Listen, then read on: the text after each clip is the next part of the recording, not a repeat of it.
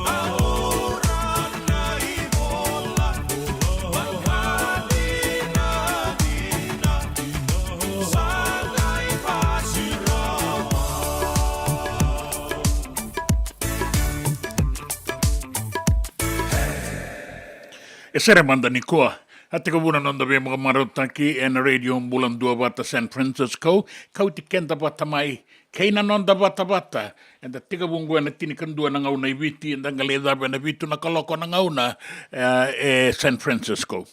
Pinakabagalebu na siya matiko may urongo dan rasa wawat ko so na bibali ni bula pinakabagalebu na bingarabi kemani na maramanasi na marama bingarabi na bibali ni bula na bali ni wai pinakabagalebu na bingarabi na singa tu siti inday na ngaw na ibitis mo ni titiko may sanangori bi kemani na wakando ni tikongo San Francisco Santa Rosa ni sibitongo na ba en ba be man miniti ati ka bongo nanda be bo marutaki man da sema tiko ya ni na be bola uni daga o ira be to so ke ngoni sala na be bola ni bola na bale ni be le wai lebu na bonu enda na be sema tiko kina na singa lebu ni ko era samba di bo rongo tiko mai na kanda randa utali taga mai na sema en radio bulan do bata na non da bata en mataka indai saka tiko bongo eviti raki mbata to ka mai viti se o na wasa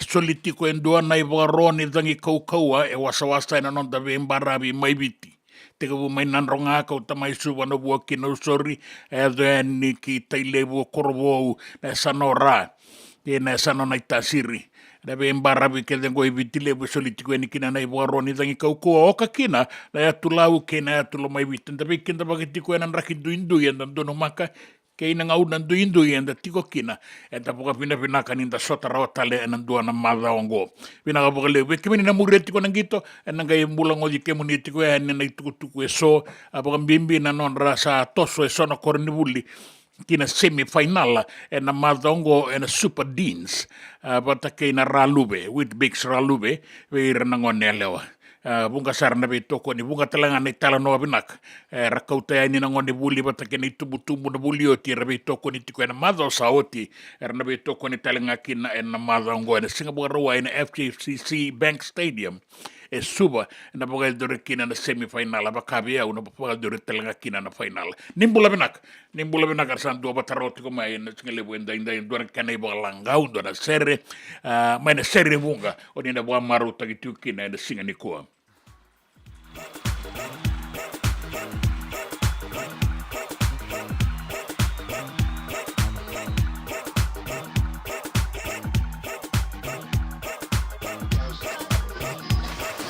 Southside.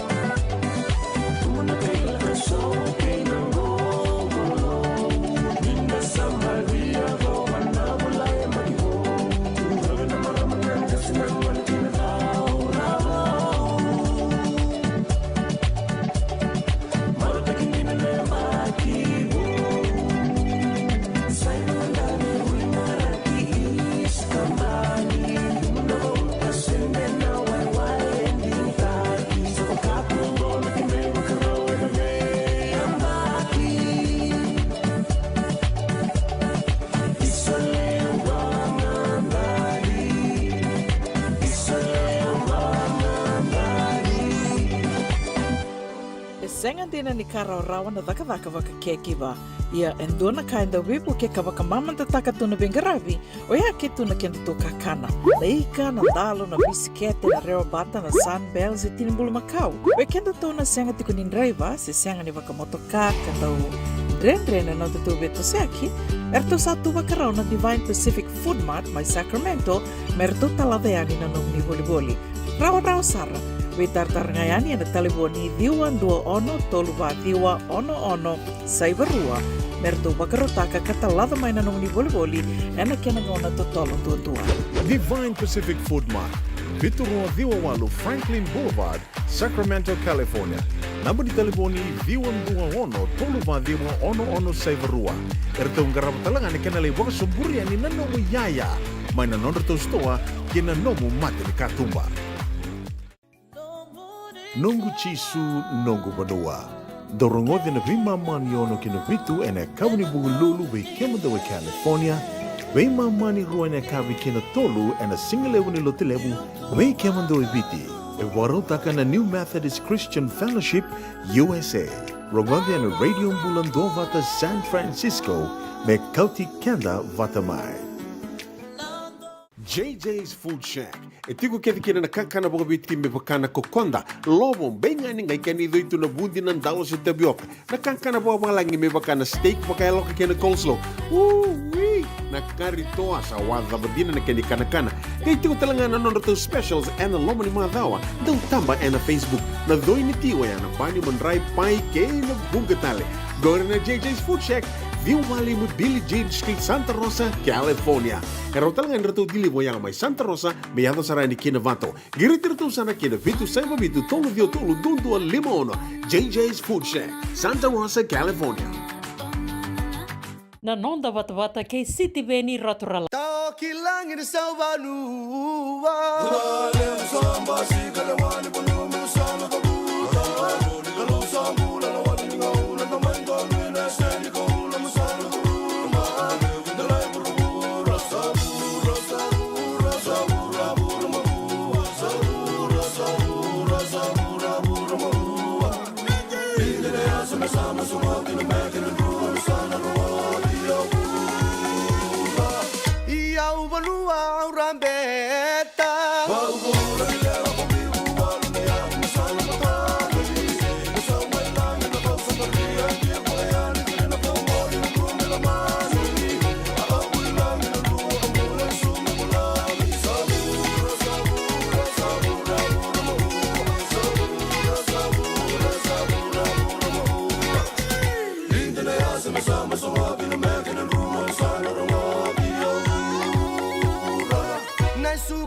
Que usando muda.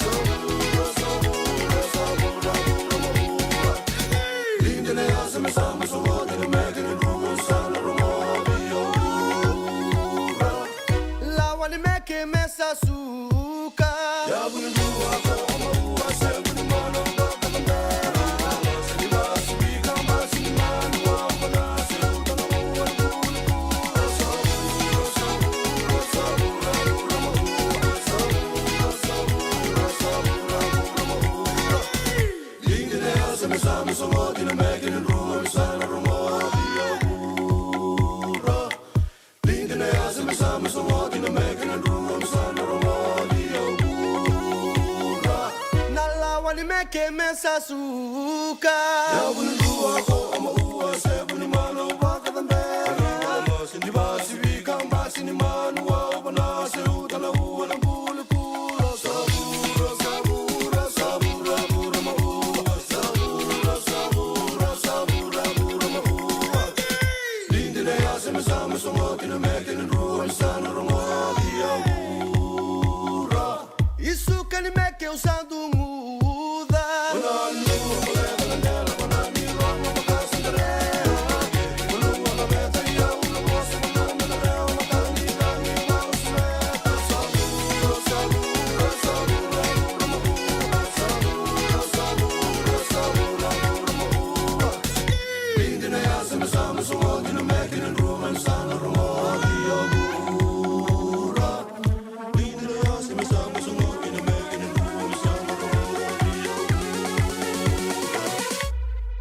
Ni bula bina na kanta ni sanga isama tiko mai na singa le wenda indai ngau na viti si bitona tini kandua na rosa ngulu karua na meniti ke Santa Rosa sa si bital tinga na tini kandua ni bosotan si bina ba na rosa ngulu kandua na meniti bina bole buna sama tiko mai arsa bo en tiko mai na kanda so go en wabule bu suba nimbula binaka niandra na sabi ngarabitiko kina urai enda bunidangi nimbula binaka o tabenisa nangelebuki bula binaka mai Cunningham California binaka bugalebu na dua batatik mai sanga sini Cunningham go suba na Cunningham California binaka bugalebu na sema tiko mai ke muni na wakanda ni san dua batatiko mai wararongo saratu ya ningo na koro nai vilada mai nodo mai rewa bula binaka na tembara urai na bunidangi ni bula binaka buna bole muna bora rongo tiko mai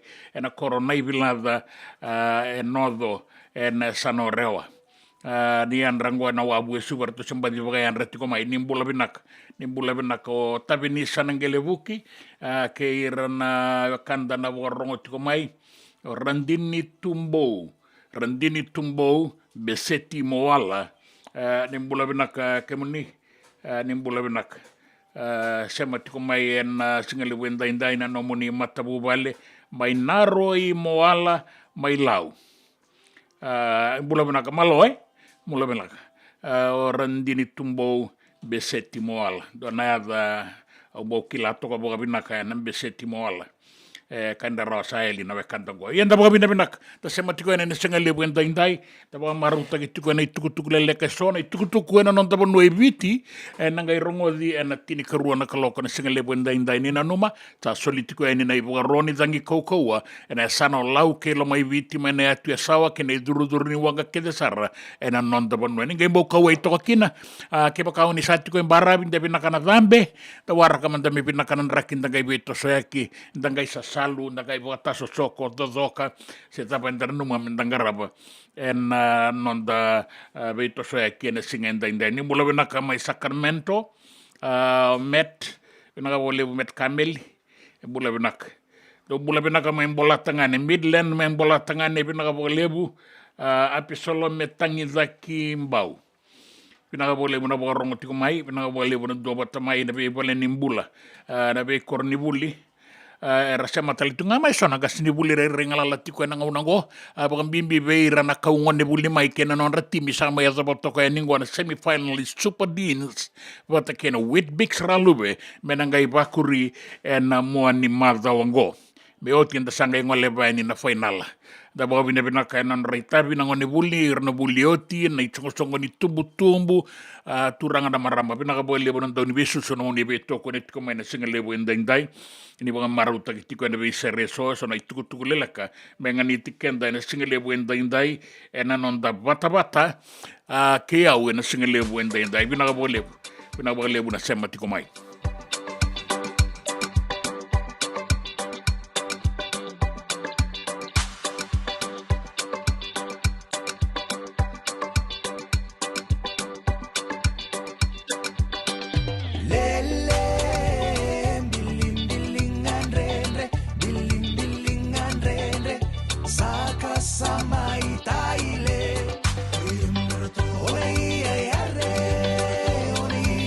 Oye,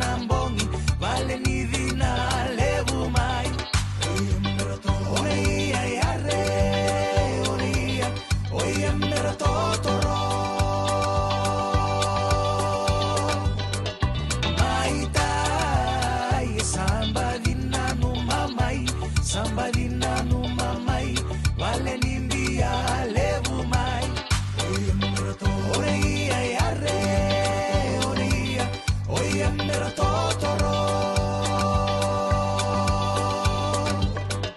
Sangai lolo na ua, sangai lolo na ua. Satangamu rabasua, satangamu rabasua. Satangamu, tangamu, tangamu. Satandola, tandola, tandola, dolandola. Oia mera to, oia mera to.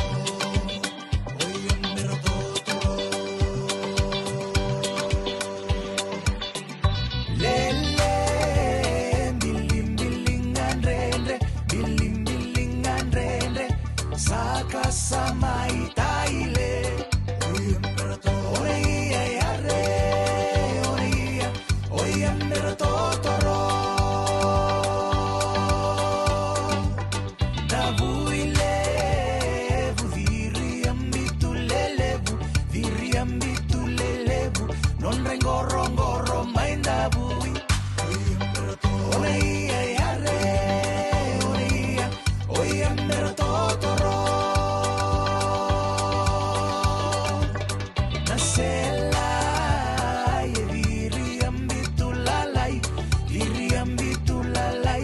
Non rengorongoro mai nase. Oneia e arre, oia mera totoro. Mai mo mi sada unre nambongi, vale ni vina levu mai. Oneia e arre, oia mera totoro.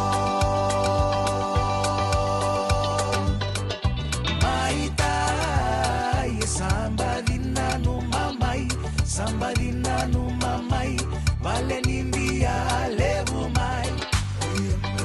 Oneia e arre, oia mera totoro. Sangai lolo na ua, satangamu rabasua, satangamu rabasua, satangamu, tangamu, tangamu, satandola, tandola, tandola. Dolandola, oneia e arre, oia mera totoro.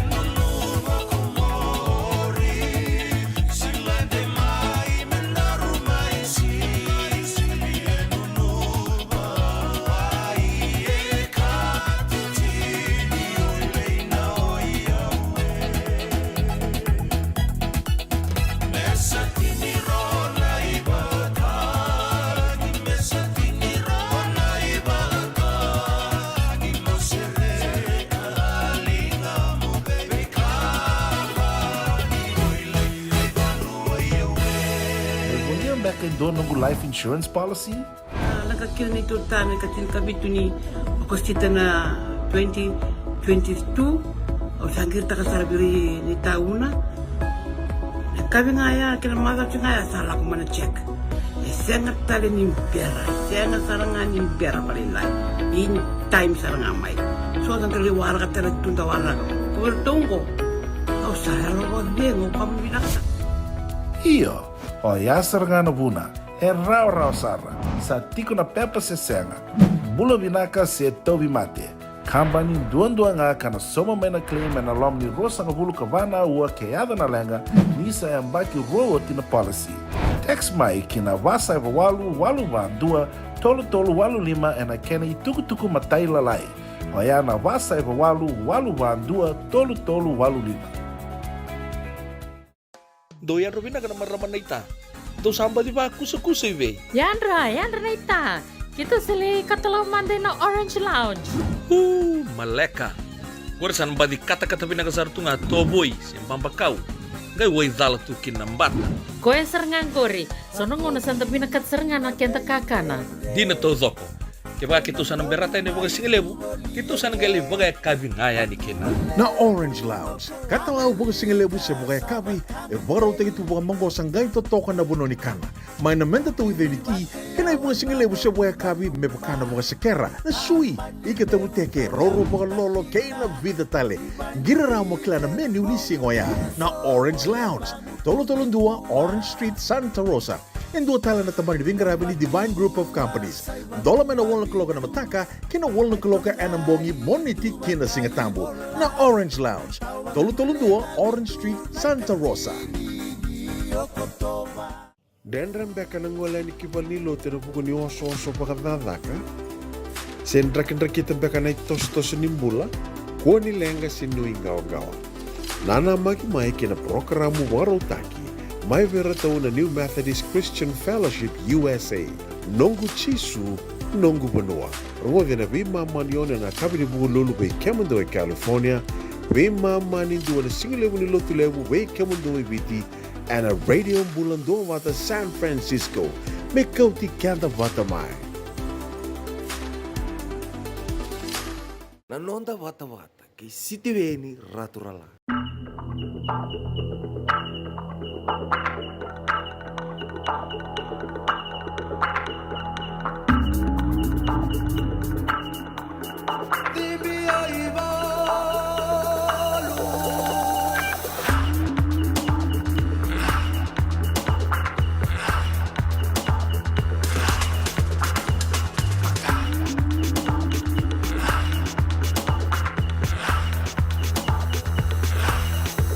Sing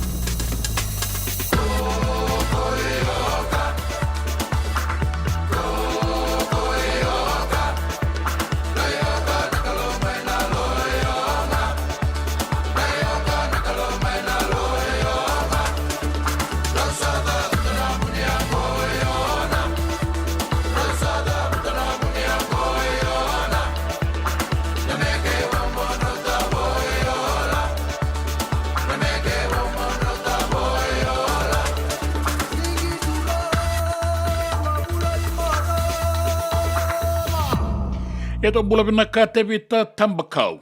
Tevita tambakau. Binaka bole buna bina numiti ko mai. Ena Ramdat. Ramdat Street mai no sorry. Rotongo itiko talinga virtu ndona boli bola nin rakir. Tu kuna tiko mai viti. Di boga tulolo tu na malangi. Miri banga una nauda. Binaka bole bu tevita na ituku nin raki mai bi Ramdat. Mai banua kandina. Poka mbula tiko e ningo e nangoro e raki mbula vinaka o tui o tamai bala o bilibe o junior o chone aquila vata kei bill arana yandra ni mbula vinaka sema tiko e ningo e na nomunisti seni e na singa lebu en daindai poka vinaka tiko vei rana kande rasa dua vata tiko mai ke era bororongo eso era sara wale saratonga era ngai kai tiko mai watching mera bora rai mera sara toka nga mai indau mak da bororongo kanta langa uti ko na be sereso ratu wari takati mengo na ilawa ni Kelly Rongo binaga bolebu na sema tiko mai na singalebu indai nui tagatiko ni toso vinakadaka na pingarabi na bei toso eki na singalebu indai le kesa bana kabi ngau na Santa Rosa sa voi rosa ngabulu kandua na miniti me lima na kaloko na lima na itukutuku na nonda banua mai viti na itukutuku mai banua tani nang gito bata kenan rakindang ina nama kitiko mai kinang gona kena ibagalagau.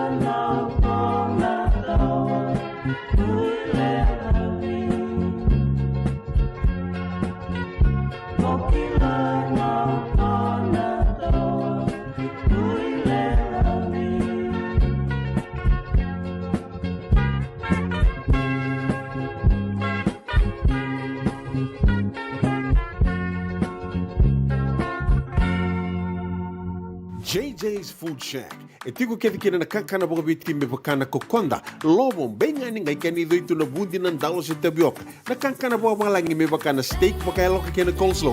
Wee! Na kari toa sa wadha badina na kani kana. Kay tiku talangana nono to specials and lomo ni madawa. Dau tamba na Facebook. Na doi ni tiwa ya na bani mandrai pai ke na bungatale. Gore na JJ's Food Shack. Viu Valley mo Billy Jane Street, Santa Rosa, California. Pero talagang rito dili mo yang may Santa Rosa, may yato sa rani kinavato. Girit-rito sana kinavitu sa ibabitu tolo vio tolo dundu al limono. JJ's Food Shack, Santa Rosa, California. Me volia back in doon ng life insurance policy? Nakakil na ito tayo, nakatil kabitu ni Agostita na 2022. O sangir ta kasarabiri ni tauna. Kami ngaya kila mada ngaya salah ko mana check. Sengat tali ni pera, sengat sarangan ni pera paling lain. In time sarangan mai. So ang kaliwara ka tala tunda wala. Kuwertongko. Kau saya lo dengo kami binasa. Iyo, o ya sarangan buna. E rau sara. Sa tiko na pepa se senga. Bula binaka se tobi mate. Kambani duan nga kana soma mena claim na lom ni rosa nga bulu kavana ua keada na lenga nisa e ambaki roa tina policy. Text mai kina wasa eva walu van dua tolu walu lima e na kena i tuku matai lalai. Oya na wasa eva walu van dua tolu walu lima. Doyan Robina kana maraman na ita. Do samba di ba kusa iwe. Yandra na ita. Kita sili katalaw mande na Orange Lounge. Maleka. Gurasan badi kata-kata pinakasar tunga toboy siyang pampakaw. Gay way dala tukin ng bata. Koe serengan kori. Sono ngona santa pinakat serengan na kenta kakana. Di na to zoko. Kaya kitusan ng berata ini baga singalebu, kitusan ng gali baga kabi ngaya ni kena. Na Orange Lounge, katalaw baga singalebu sa bukay kabi, e baraw tayo ito baga manggosang gayon totokan na buno ni kana. May namenta to identity, kanay baga singalebu sa bukay kabi, may baka na baga sekera, na sui, ikatabu teke, roro baga lolo, kay na vida tale. Giraraw mo kila na menu ni singoya, na Orange Lounge, tolo-tolong dua, Orange Street, Santa Rosa. And dua tala na tamang ni Vingarabi ni Divine Group of Companies. Dola may na walang kaloka na mataka, kina walang kaloka anambongi moniti kina singatambo na Orange Lounge. Tolo-tolong dua, Orange Street, Santa Rosa. Nanonda bata-bata ki City Veni Raturola.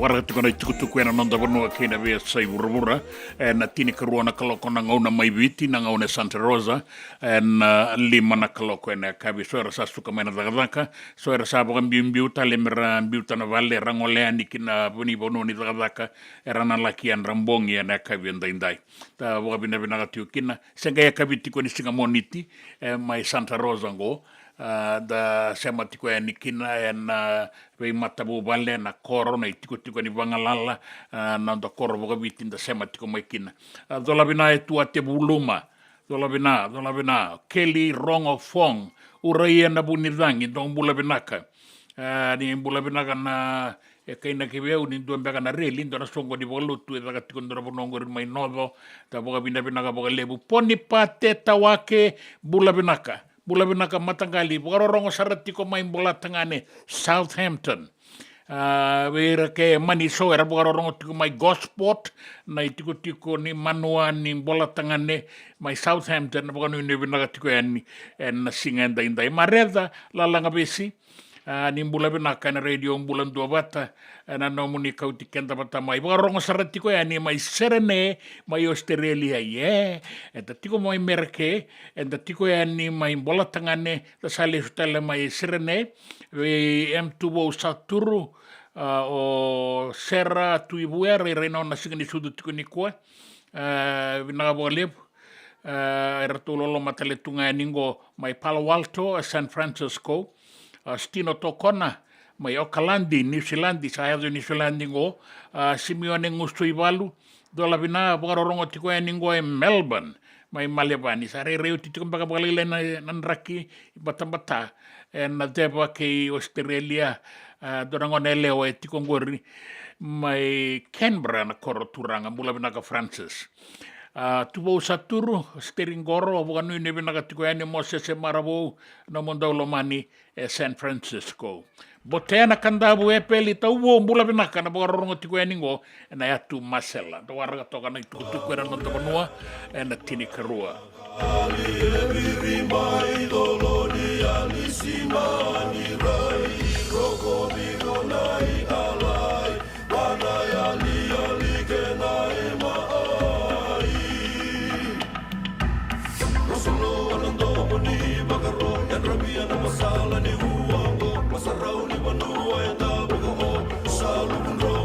Solo katamo ena singa ni rayawa nunu vina numbo emba ama sanga ina uwa ya bora na kalome akena ni wanga waka undo mo anga ni sa e rusa wakai waka roi la yone sa wa au kamba siwai mai nu sururo busnai badano inu ai mu ni rasa ro e wara na me ra oso sa umbuka sena senido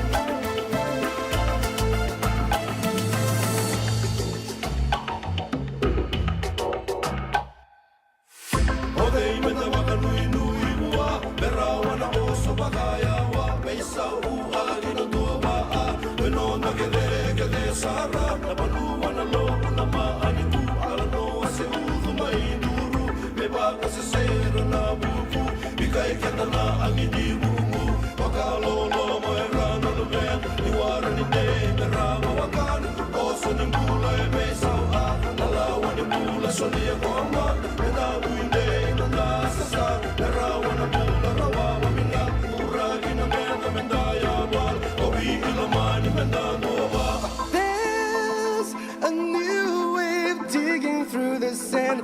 Dawn of a new age seems so true. Groove into the rhythm of life. The leaves of the palm tree wither and die. Thorns of the roses stay strong, grooving in the cradle of life.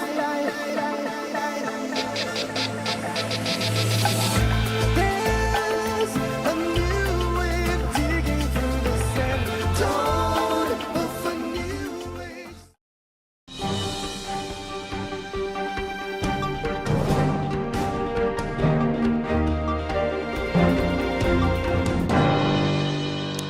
Ai tukutuku na nonda wanu e viti. Wara itaka mai na nonda kambani ni Wangabuka da Fiji Airways. Ni toso vinakatiko na bisinisi.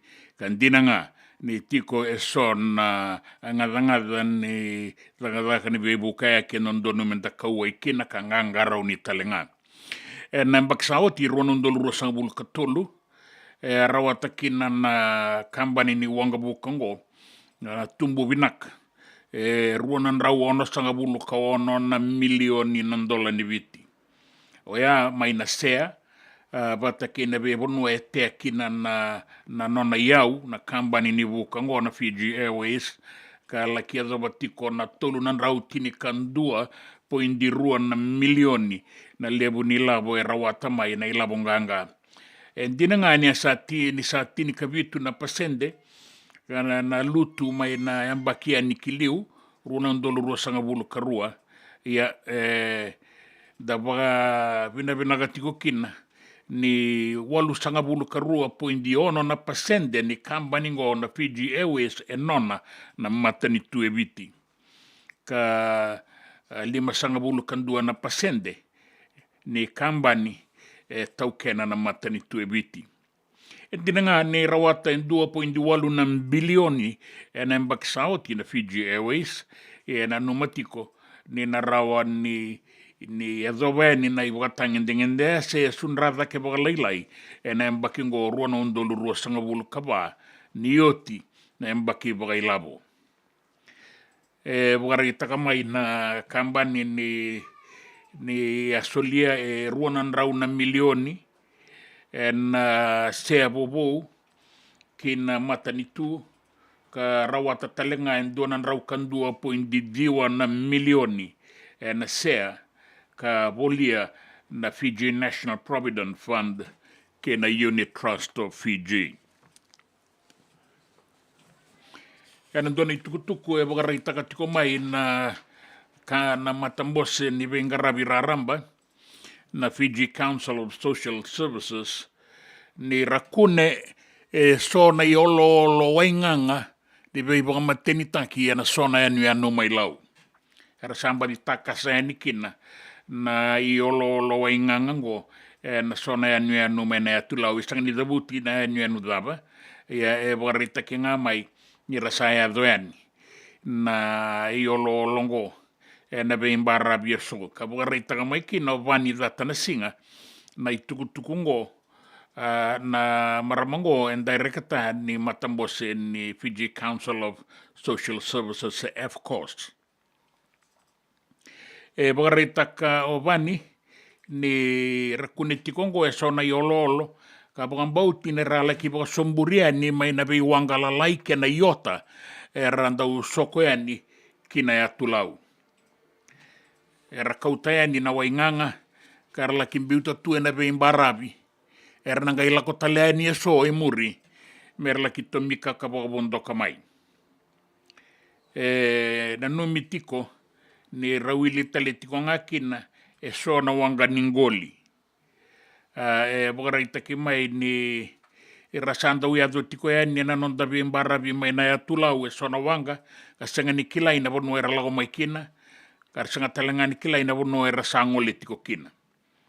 O irango era ndau kauta ni na wainganga, rala kim buluta tu e matasawa na bei nuku, raya do talea ni so, rala ki kelia mai, ni rasabe kila itakatu, karaba kauta ni na bei wono so me la ki bagayanga tagi kina.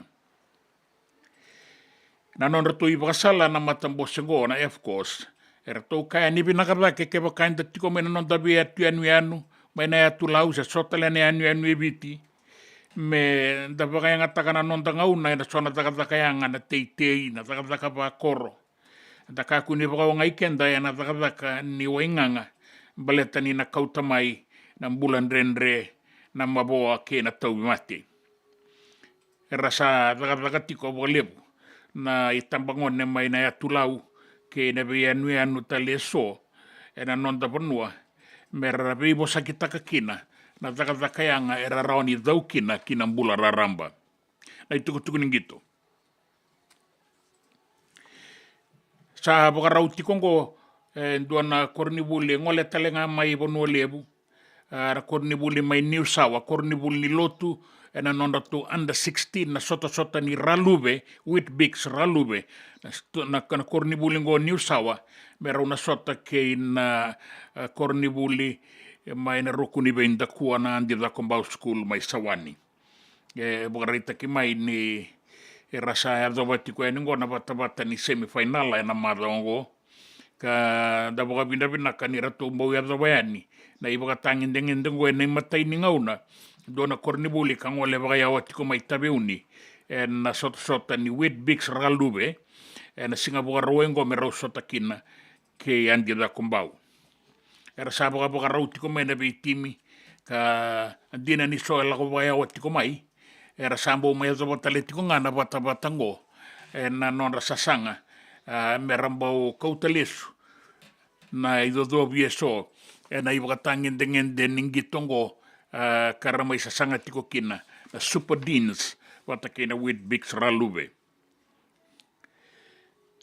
na kornibuli mai Ndabuilebu Lelin Memorial era una sota ke na Singatoka Methodist mai nanronga ene karua ni semifinala na matai ni semifinala New Sawa bata ki andi da kombau bagarita ki telenga mai ena bakitini kawalu la kosombu era una sota ki na Lebu Secondary School ke na Tambua sota ngo ni sala ke do batone ibatangin dengan dedake karena una sota telenga ki na champion ni na iwase ngo on dawa samu secondary era una sota tali ki ni karua ni timi mai na andi da kombau school mai Sawani na gito ke dengo na boga dori na HFC Bank Stadium suba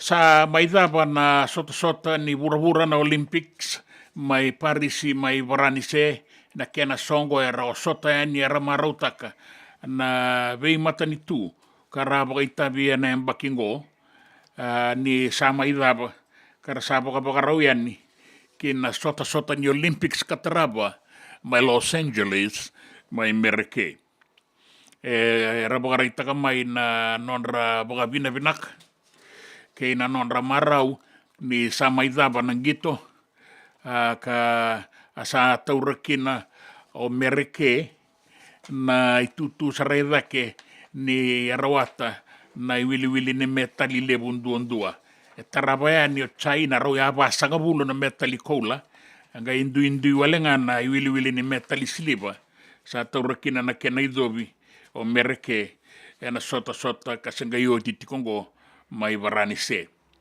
na non rasaya do talenga mai merasa lesu tiko mena bitimi sa nangai nama kiti ko nangau na era kadibaki me baletan na songo ni marau e biti mera sole butaki kina na non da timi karla ke bagai tabi talenga yani ke Varanise bagam bimbi na timi ni rakabile we abitu to rawata na metali siliba na non sota ke na arua sanga bulu na undolo nandola na non to i bota na i bina binak ni non ralaki bagai tabi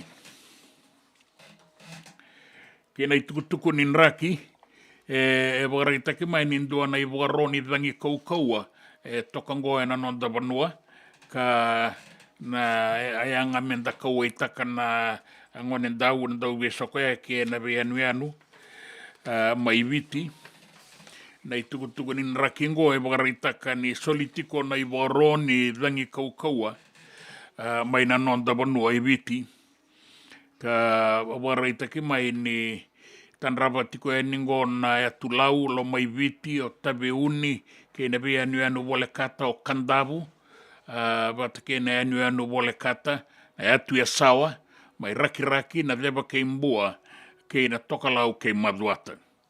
Sa solitiko e ningo na i wagaroni e rangi kaukaua me mbaleta na ve mbarabi na non davanu e viti ka mbula saratiko kina na rangi tokalau deba e na non davanua. Me adavana bongi lebu indai e na wakambauti ni na laki adava saratiko na vasanga vulu ka 5 na nota na kaukaua ni rangi e na ve mbarabi ni non davanua wakambimbi me na tulau ke lo mai viti mai tabe uni ke na ve anu wole kata na wasa watulawa.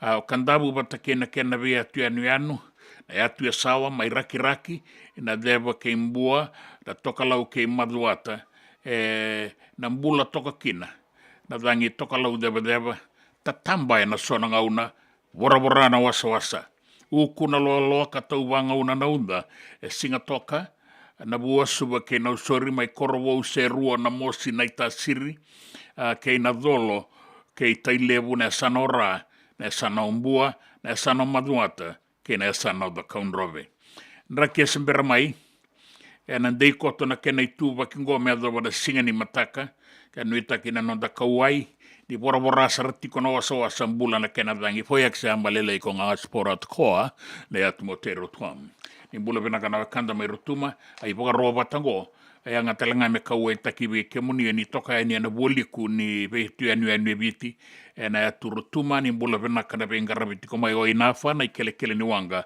ke nei tuku ni matani tu mai ahau ongori nei tuku ni raki nei tuku ni nonda bonua nei tuku mena ve sai wura ke nangito na nonda vata ke siti veni raturla Isa kuia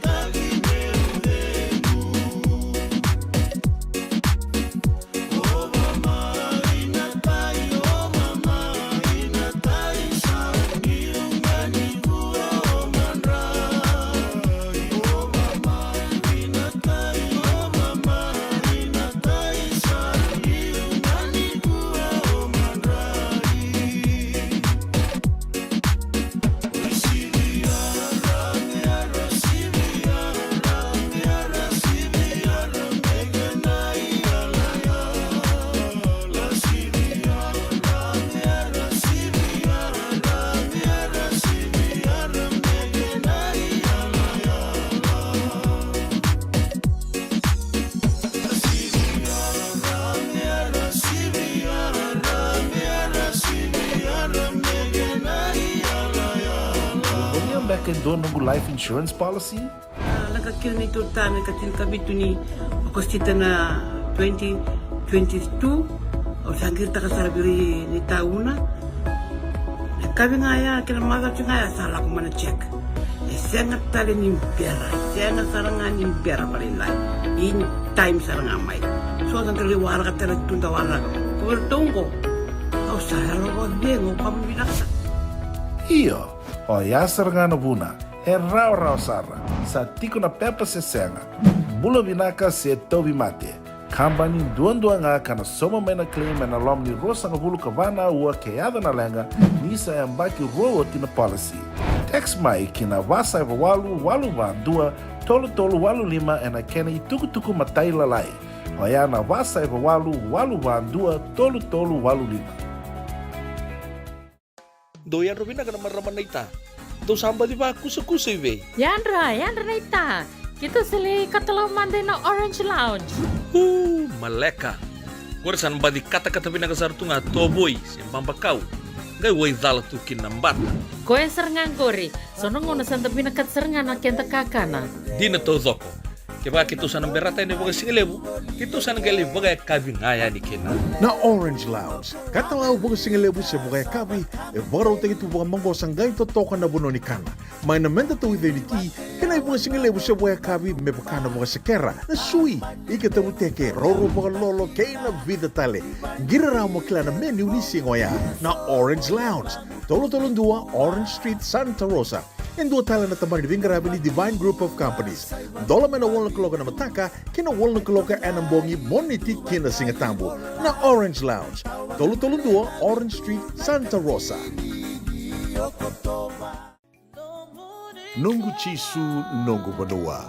Dorongode na vima maniono kina vitu ene kawani bugululu be kemudawe California. Vima mani ruane kavi kina tolu ene singalewu ni lotilewu be kemudawe viti. E warotaka na New Methodist Christian Fellowship, USA.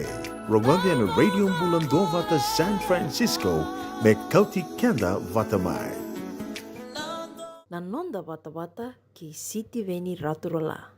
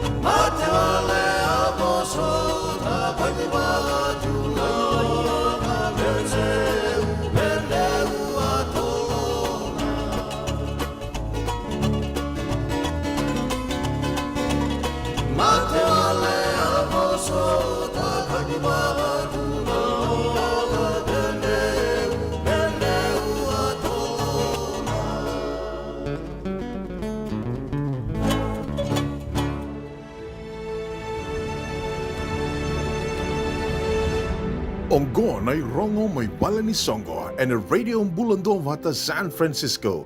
Mekauti kanda vata mai.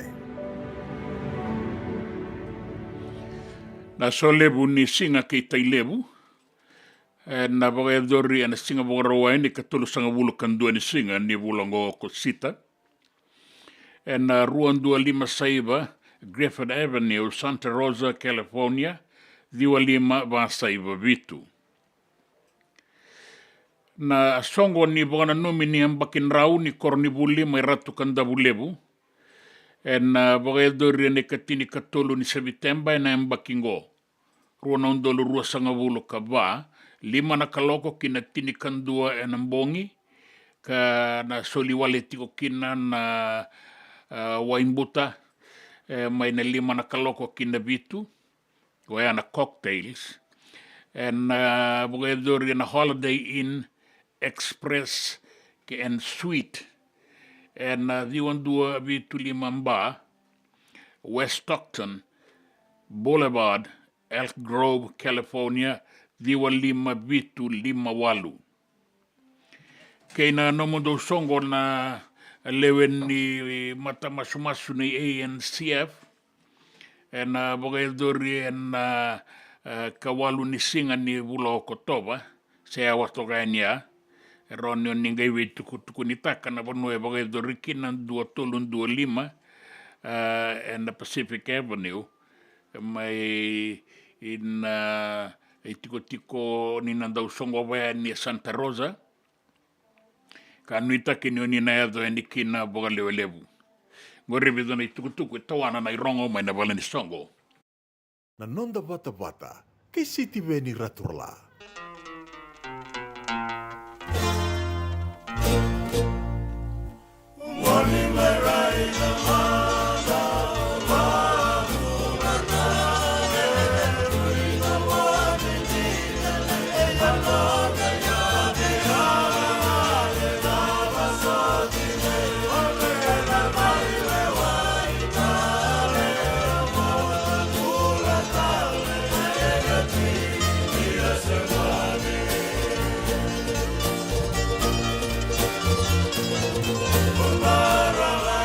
Surprise!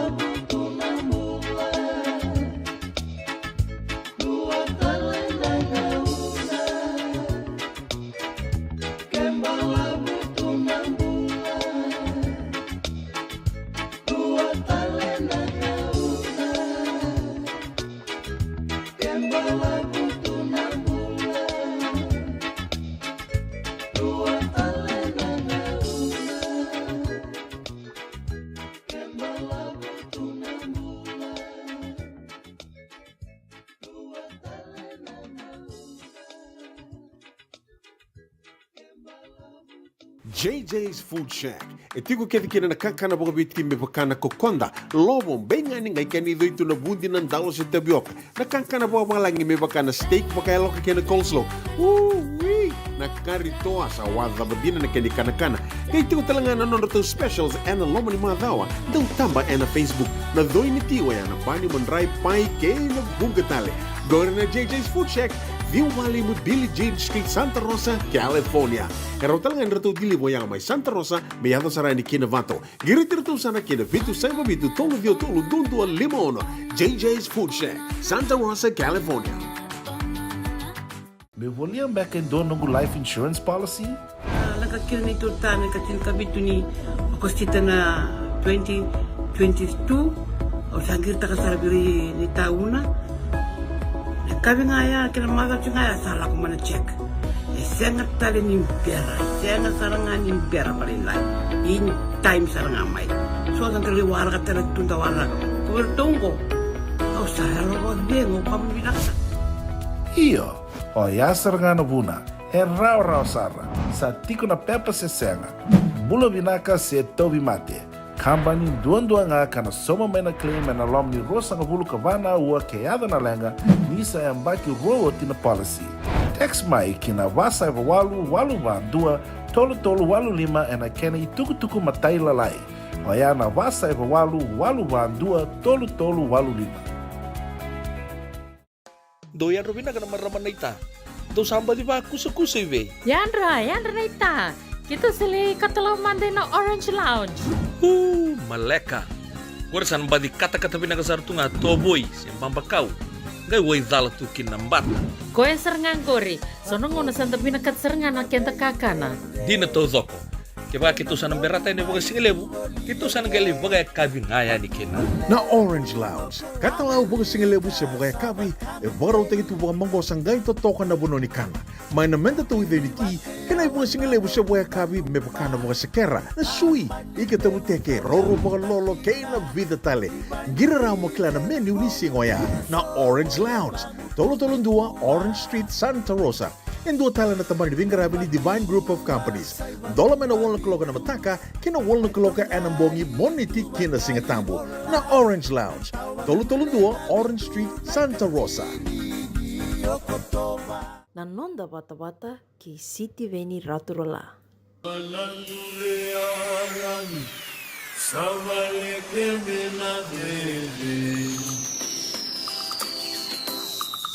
Songombula.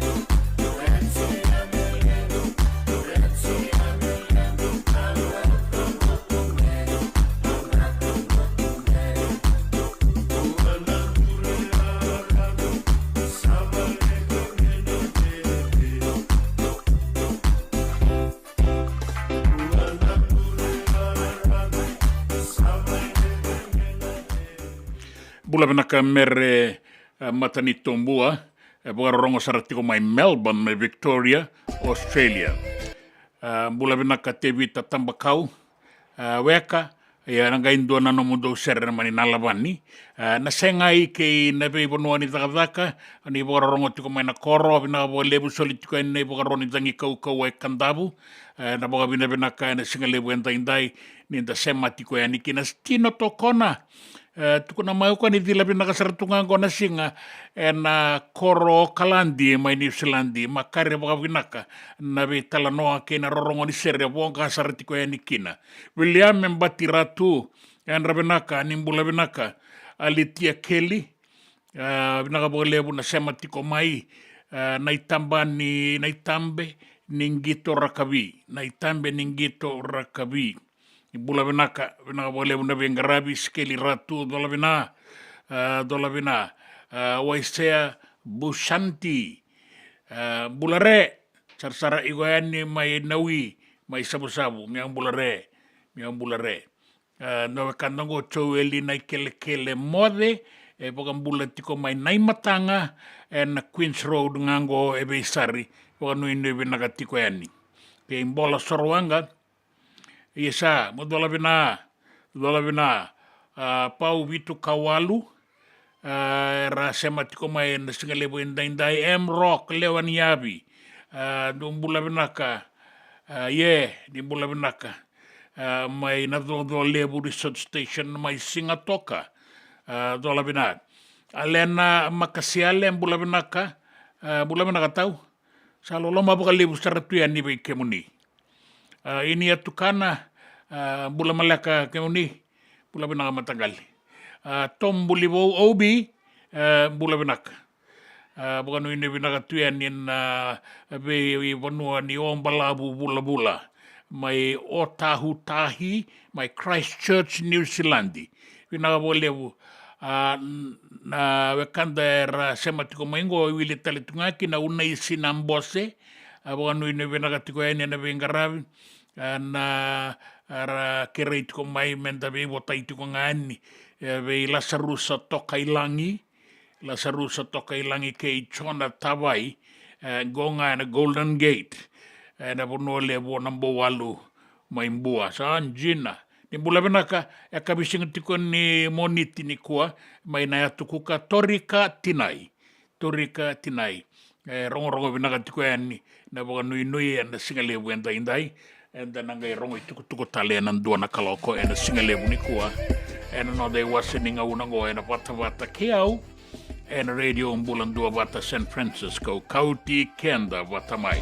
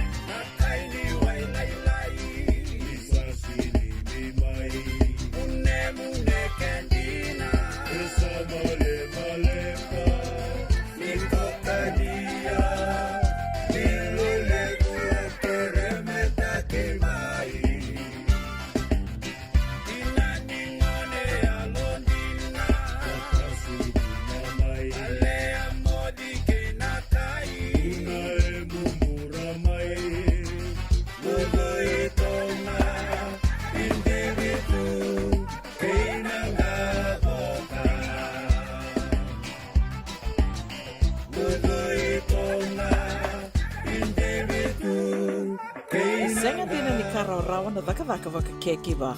Ia endona kainda wipu ke kawaka mamanta taka tuna bengaravi, o ia ke tuna kenda to kakana. Leika, na dalo, na bisikete, na reo bata, na sunbells e tinimbulu makau. We kenda tona senga tiko nindreiva, se senga ni waka motoka, kandau Drena no te tube to seaki, erto sa tuba karau na Divine Pacific Food Mart mai Sacramento, merto talaveani na nomni voliboli.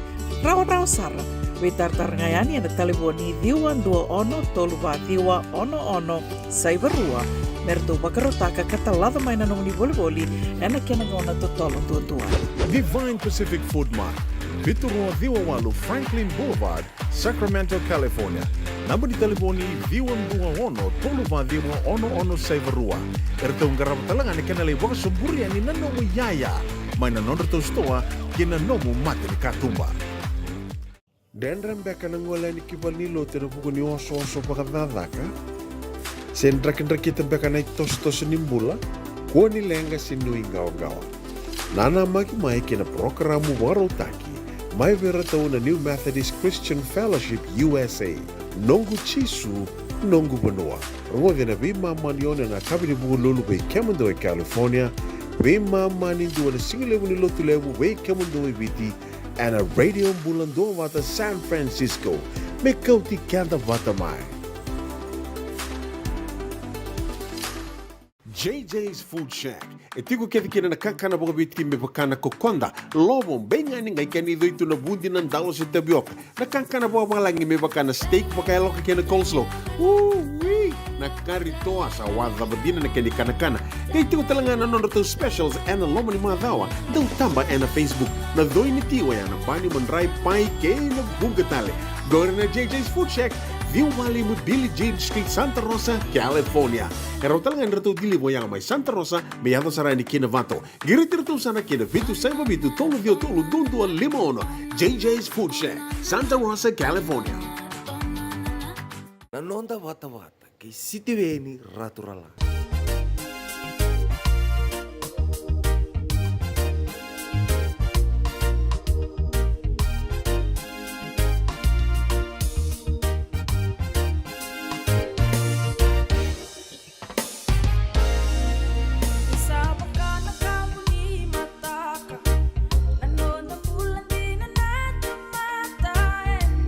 Mura-mura, aku durumi kau bulan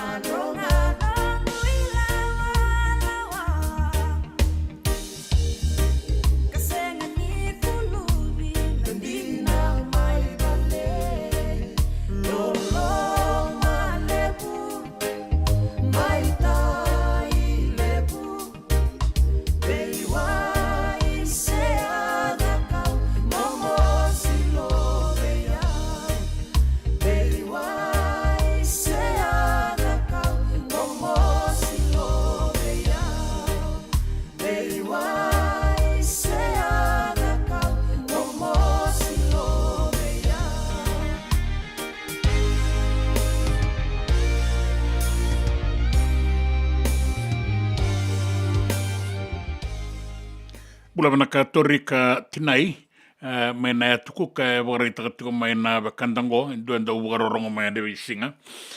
Torika tinai ka ni rongo vinaka tiko ni mai Santa Rosa na radio Bulan Dua Bata na nonda bata na singa lebu enda indai. Ka inaka mai raki vinaka kata saratunga gonan raki. Ngabe bonua boleh kata na tukuka kena via tuanu. Bula vinaka chove sa roko takala. Zola vina. Bukan bula tiko mai serene na wekantongo mai Australia. Ek en Phyllis Kaitani. Bukan rongo tiko yani Queensland. Na esana Queensland na koro turanga mai kia mai Brisbane. Rasema tiko mai kina.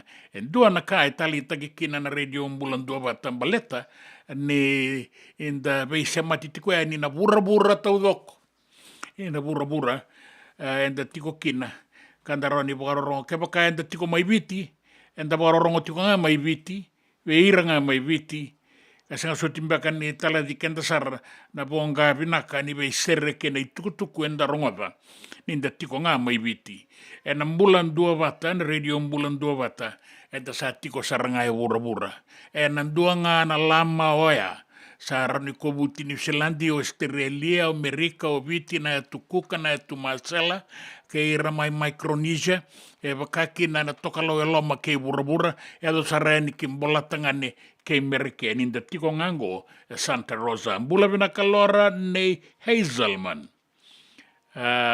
iyo muni bula vina kamuru chato la vina bula vina kalora nei Hazelman mai lautoka na moirani non da banua. Tora kan na bibo toro da kita kenda sarapa ni dangole na moira wati ko mai kina na singatambu. Gaile suma ni sambong ile busar na banua sabi be matakatiko ni moniti. Ya do magatuna tos. Da tiko mai nandi na roro ni wanga buka. Rabi mai na wanga buka era romai o era lako yani. Ngoli tiko i Vanuatu kurumbu ni ora ni sel ko tiko na bito soeki na Maliolal. Tawar da ki Vanuatu ndiranga ni sama idengu toka na non ratu kambani no wanga buka na Vanuatu. Ia do magatiko nan raki. Ratoso mai, ratoso yani, rambilingingi mai, rambilingingi yani, do magatunan raki. Andara ida tiko mai na moirani non da bono eviti na beito soeki. Ninda sa beito soeki tali tiko nga, non da bura lai ingo. Kada baga bina binagatiwa kina. Ninda bisa mati rotiko en radio Bulan Dua Bata. Tuku kataraba yan dua na kaloko.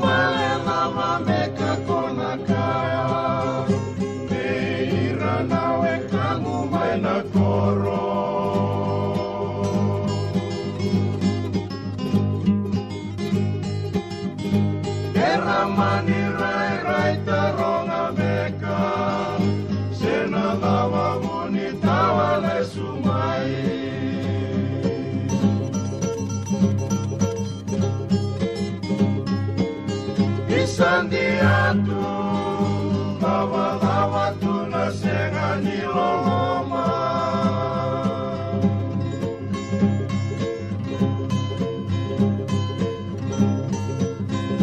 etu muria una rawa lebu nongu sanga ikiwaya longu mai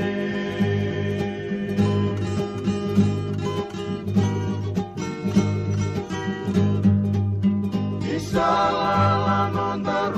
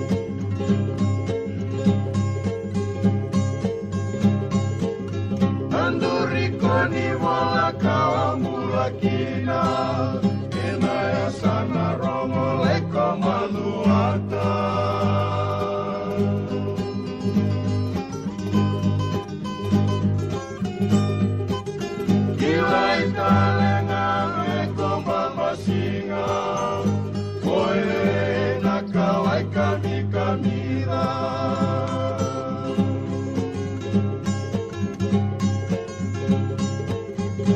Ena senga Ala senga sarani muile lava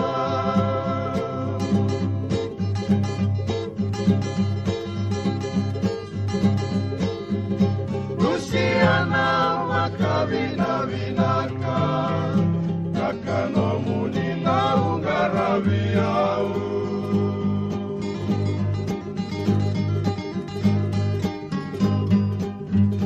Mana ya makirui leka-leka Erui mositandina na utombu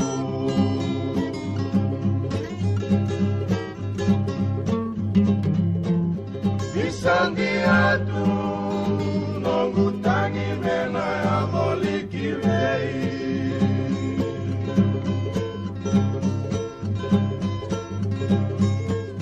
Bisandiatu nongutangi mena ya molikilei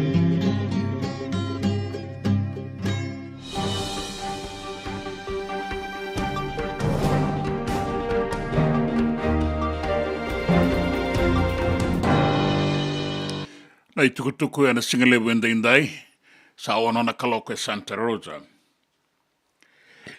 E rasamba di diria ni kina ya tulau e na kena be mbaravi kena be anu na yolo wa inganga ni be bonga mateni taki. E warita kama ni tukutuku ngo na iliuliu ni matambose ni be ngaravi raramba na Fiji Council of Social Services se F-Course o bani dhata na singa.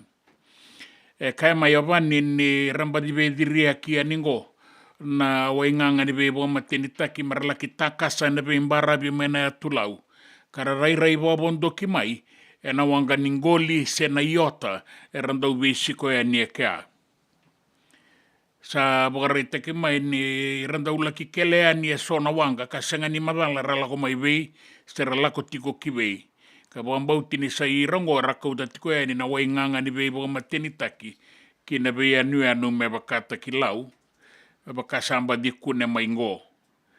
Era bagarai mai na bagai lesi ni matambosi ni F-Course. Karabe ngarabi tiko mai na tulau na itukutukungo. Me rawa ni kilai. Ka rarabaga unge titiko. Na lewe ni vanua. Me rakako ni kawaitaka. Na wainganga e wakau tiko e ningo kina non rabe e tuanu.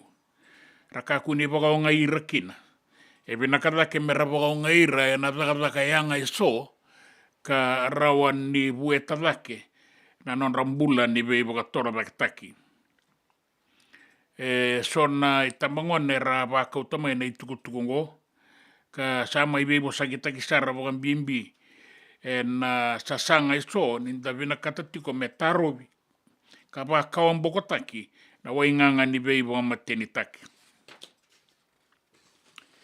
E wakarakitaka mai na kambani ni vuka, ni nonda vanua mai viti, na Fiji Airways, ni ndau magatiko nanraki ni rawa ka wakailavo, ni kambani ngo, the Fiji Airways e na nonna vengarabi.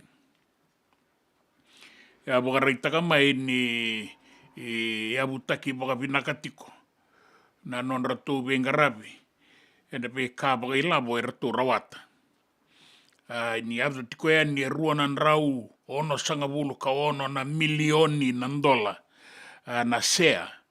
Ka rabaka utalenga ni kina e tulunan rau tini kan 2.2 na milioni na lebu ni lavo nganga e rawa. Ka dinanga ni lutu wakalela ni tini kabitu na pasende mai na ambakia ni kimuri.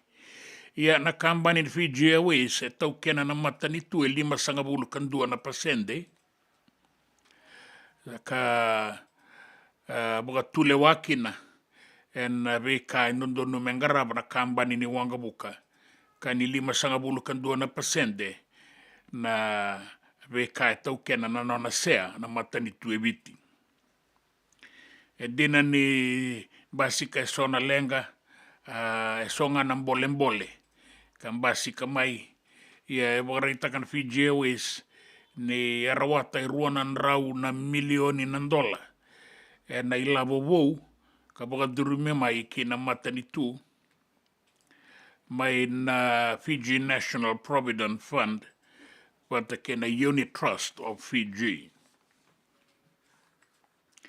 ki nangito tapa mureti ko mai na rangito na luvenda ka waka doriti kongo e suwa na sota ni finala ni Vodafone Super Deans wata ke na Whitbix raluwe.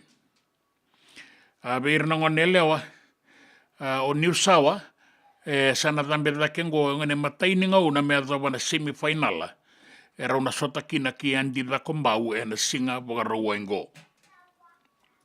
O New Sawa rambau sasanga toka mai kina e randua na ngau na malabu me rawa manda mai na ibondo ki na ngata ningito na kene ia aba kina na ba kau me ramai sota kina e na koroturanga e suba e na Whitbix raluwe competition e na Singapore rawa ingo e lebu na bole e rawa sota kina na vei kornivuli e ralako baya o mai kara sang me rawa tatoko kona non rabata e bunga e nei mataini ngauna e resanga ya doba kina e kaya na iluliu ni kornivuli ka liu takatalitunga me na time setere ki hawea ni rasa ya doba tiko maingo na ngau na vinak e na ibakatangi ngende rasambo ya doba rao ni rasandonu ya na semifinal kan dua toko ya na ikala o bagai tamera beira wakarita kita lenga mai ni na kornivuli mendabu lebu ni rausota o New Sawa bata ki andi da kombau e na dua na semifinala na kena ka rona sota kina e ne karua ni semifinala na timi ni Mbuda Lebu Secondary School e rona sota kina ke Natambua High School ngo e na ambakitini kawalu la kosombu bata ke Ndawasamu na champion ya rona sota ke ne karua ni timi ni kornibuli mene andi da kombau. Da waka vina kataka na vei toko ni vei rana bulioti na itumbu ke i rana dau wamuria na non rangito na ngone buli.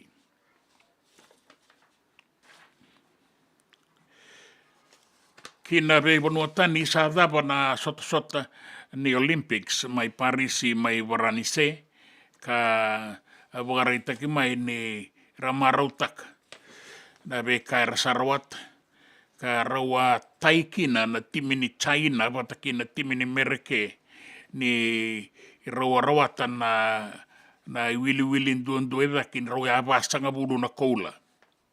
Rongai besibi walenga na metalisili bakangai liukina o Mereke ka rawata enduana rau rua sanga bulu ka ono taudoko na metali o China rawata e dio sanga bulu kandua. I rasaya zumai na no dalewe ni timi kara ngole talenga kina Olympics mai Varanise e da bangambauta ni sanangai mai matata kina na iloku ni nonda songo ni marau ra marau taki kina na itabi rasala ki garabi kenda kina o reo takato kina na nonda rotini e biti bangambimbi ve rato na nonda timi lewe abitu dina sasanga ni raona koule rato sakauta mai na siliba samba undo toka na isau-sauea karto na ya rua sanga bulu kina na undolu nandola na dauro wau ke rato na lewe ni timi na dau weba katabulidi ke ira rabe toko ni kina e na ilakola Kongo. Na itukutuku ni raki e wakarita ki mai kina ni mbula sarti kona toka lau deba e na nonda banua mai biti. Na yatu lo mai biti mai kandabu na yatu lau bata ke na be imbarabi biti lebu me tegabu mai nanronga mai singatoka kauta mai ki na bua suwa ke na usori e adoea ni ki korobo u tailebu e na bua liku kei tailebu na ita siri wata kei ra na mbula sarati o kina na tokalau ke na tokalau deba senga ni ngalala kina na iduru ni wanga mai watu i ra ke na atu ya sawa mbalambalabu o bua maduata ke da kaunrobe soli talitunga ni kina na ibuga roni rangi kaukua ki tabe uni ke ne vea nui anu bolekata. Rotuma no ae mi uringa choro tua matakoa ai ro tek ne aus ne le faiaxa ni bula vinaka na kanda mai rotuma se matiko ani en singa le wenda indai ni ndau magatiko nan raki en be bono eso dina ni rungu e tiko mai viti tau banga una na uda ena sona ngauna e mbula saratiko na dangi toka laula kia da wana basanga bulu kalima na nota e soli tiko eni kina na iboga roni dangi kaukaua ena wasa ena nonda bonua. Kore na itukutuku ena nonda bonua, na itukutuku mai bonua tani, na itukutuku ningito keinan raki. Na nonda wata ki City Veni Raturala.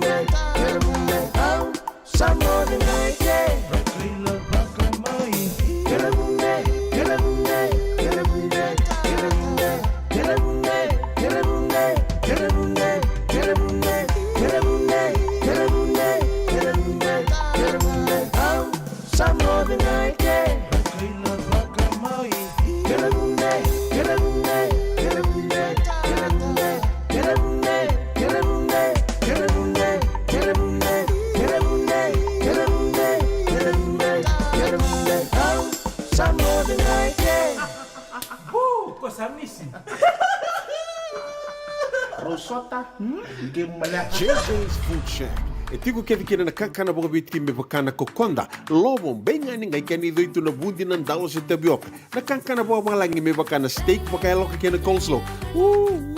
Na karitoa sa wadha badina na kani kana. Kay tiku talangana non to specials and lomo ni madawa. Dau tamba na Facebook. Na doi ni tiwa ya na bani mandrai pai kay na bugatale. Gore na JJ's Food Shack. Viu Valley mo Billy Jean Street, Santa Rosa, California. Kaya talangan rito dili mo yang may Santa Rosa, may yato sa rani kinavato. Giritirto sana kinavitu sa mabitu tolo dio tolo dundu al limono. JJ's Food Shack, Santa Rosa, California. Me voliam back in do nungu life insurance policy? Laga kira ni turtana katil kabitu ni makostita na 2022 o sangir takasarabiri ni tauna. Kabi ngaya kila mada ngaya salah kumana check. Sengat tali ni biara, sengat sarangan ni biara paling lain. In time sarangan mai. So nanti liwar kata tunda wala. Kubertungko. Kau salah lo bengo kamu binasa.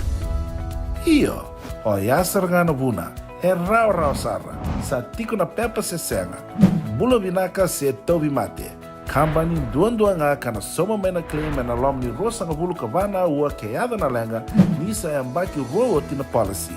Text mai kina wasa eva walu va dua tolu walu lima ena kena ituku matai lalai.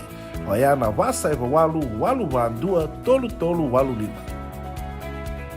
E senga dina ni kara rawa na daka waka keki ba. Ia endona kainda wipu ke kawaka mamanta taka tuna bengarabi o ia ke tuna kenda to kakana. Leika na dalo na bisikete na reo bata na sunbells e tinimbulu makau. We kenda to na senga tiku nindraiva se senga ni waka motoka katau drendre na te to beto seaki. Erto satu wakarau na Divine Pacific Food Mart mai Sacramento merto talaveani na nong ni boli. Rawa sara. We tartarangayani na taliboni diwa dua ono toluwa diwa ono saibarua merto bakarotaka katalada mai na nong ni boli ena kena ngona to tolo tua. Divine Pacific Food Mart, Vitorua Diwawalu Franklin Boulevard, Sacramento, California. Namba di taliboni diwa ono toluwa diwa ono saibarua. Erto ngarap talangan ni kena lewa suburi ani na nomu yaya. Mai na nondro to stoa kena nomu mate ni katumba. Binaka wakalevo na daw sema tiko mai. Binaka wakalevo na daw aseti ko na nonda to vata na Radio Mbulando Vata San Francisco may kauti kenda vata mai. And the sabo like sarnia dawayani na walu sang bulan ondolo na kende wili ni matabu vale na Radio Mbulando Vata. Ia e wili sar me vakatoto vata taki kina kende wili na ngwane toke and a vea say pura. Do na like, do na share. Subscribe talaga Mike na Radio Mbulando Vata and na YouTube. Radio Mbulando Vata San Francisco, Mekoti Kenda Batamay.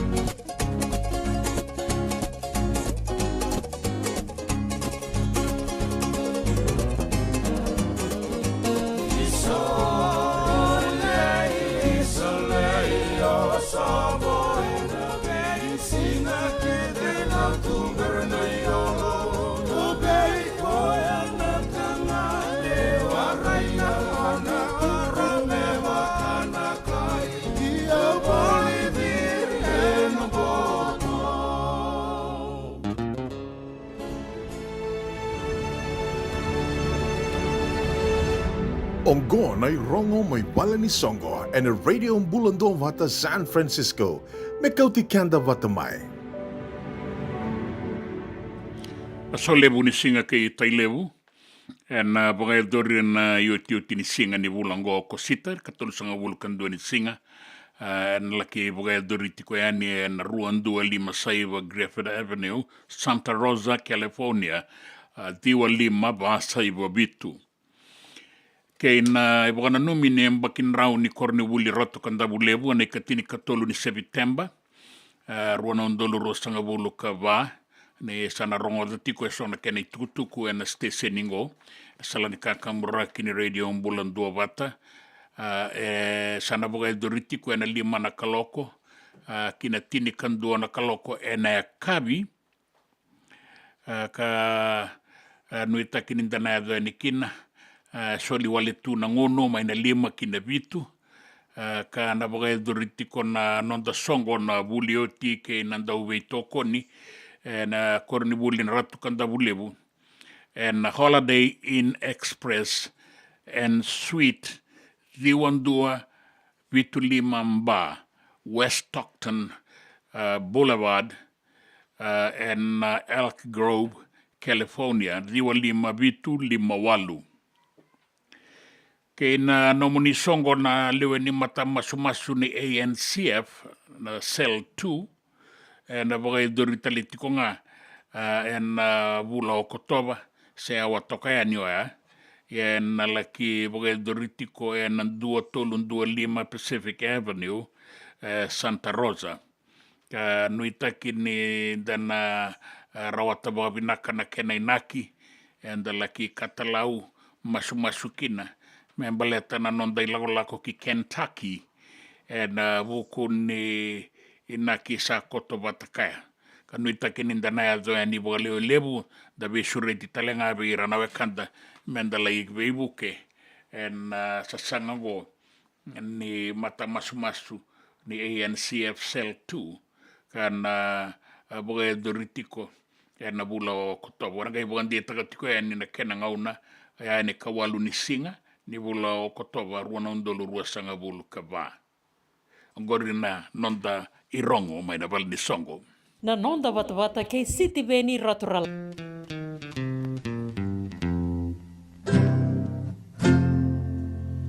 Ni wasoti au tuongu wararama meu sereta toa mandaya saila ya ongu saila ikue nonda bitirarama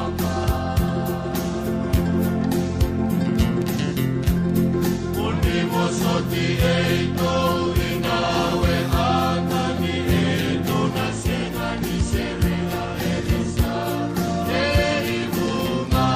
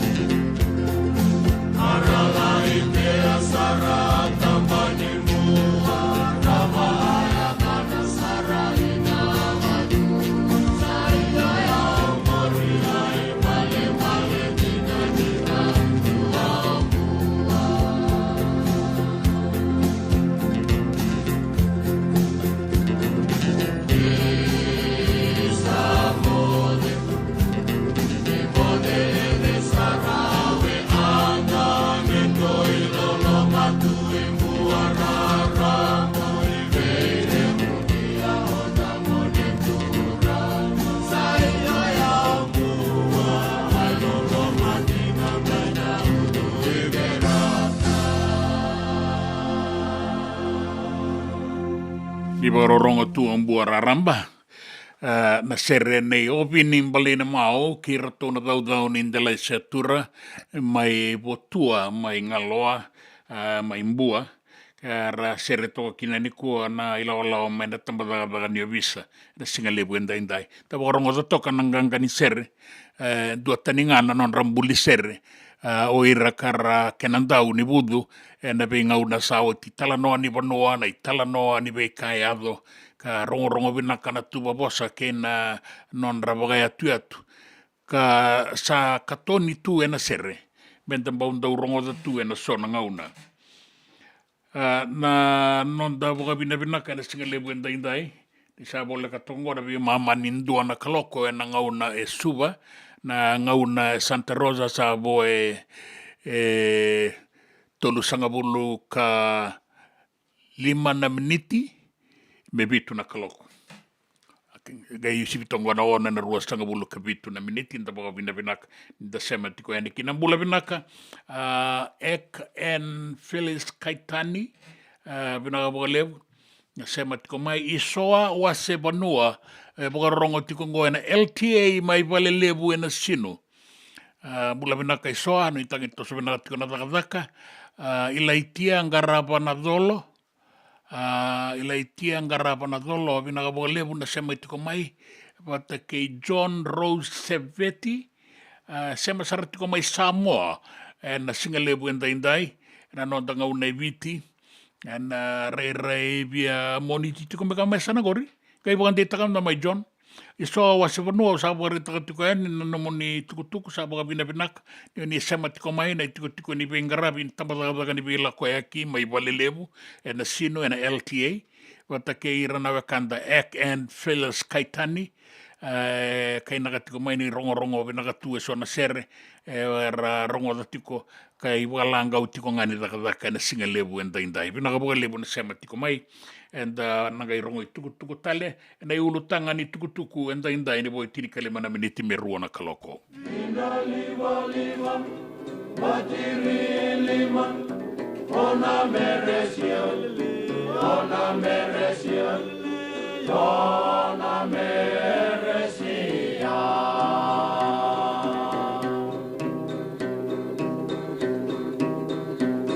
Fatumba soma Nuri maina soma Ona meresia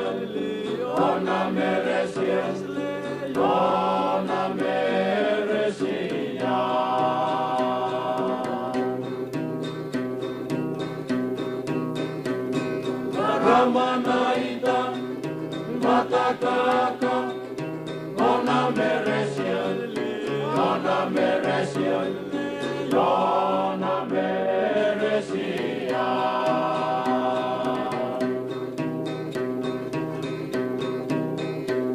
Sandona valebo Saserna kenabo Ona meresia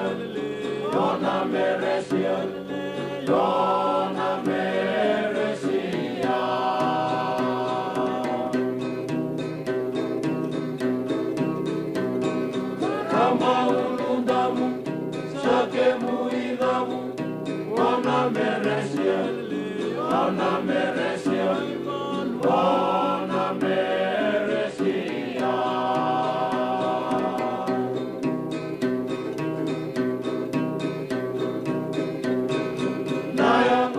Soko, Modelu Tukoto, Ona meresia,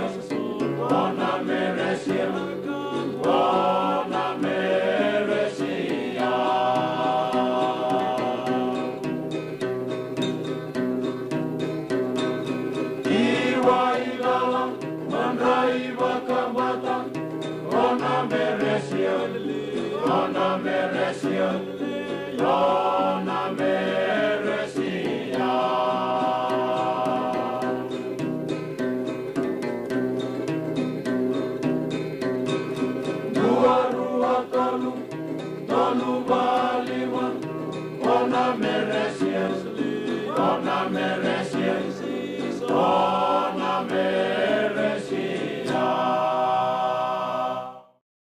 senga dina ni karaurawa na dhaka waka kekiwa. Ia endona kainda wipu ke kawaka mamanta taka tuna bengaravi, o ia ke tuna kenda to kakana. Leika na dalo na bisikete na reo bata na sunbells e tinimbulu makau. We kenda tona senga tiku nindreiva, se senga ni waka motoka kandau Drendrena no te beto seaki, erto satu wakarau na Divine Pacific Food Mart mai Sacramento, merto talaveani na nomni voliboli. Rao sara, we tartarngayani na taliboni diwa dua ono toluwa diwa ono saibarua, merto wakarotaka katalada mai na nomni voliboli, ena kena ngona totolo tua.